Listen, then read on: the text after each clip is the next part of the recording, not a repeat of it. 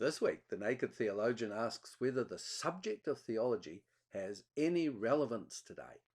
Once upon a time, theology used to be called Queen of the Sciences. You studied other subjects first before you were allowed to study theology. Sounds okay in theory, but the other subjects, quite rightly, began to get a bit uppity about the Queen. They didn't like the fact that theology seemed to control everything. This was done through her lady-in-waiting, known as the Church. Those two were a powerful combination. They ruthlessly eliminated opposition, and that's just plain historical fact.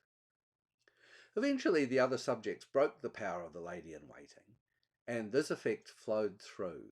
Queen theology lost control over all the other branches of learning.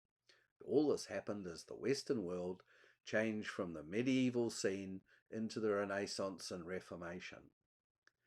The European nation-states were born, and scientia, meaning knowledge, toppled Queen theology.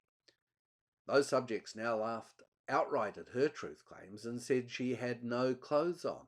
Her finest robes of learning had all been borrowed from the other disciplines. But the game wasn't quite over. Back then, Queen theology was always talking about God, but like an artist always talking about art and never drawing anything, or a musician always talking about music and never singing or playing anything.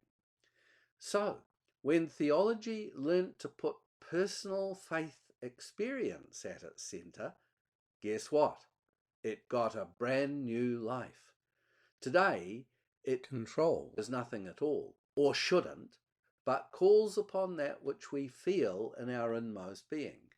Now, all the branches of learning can help inform our experience, not deny it.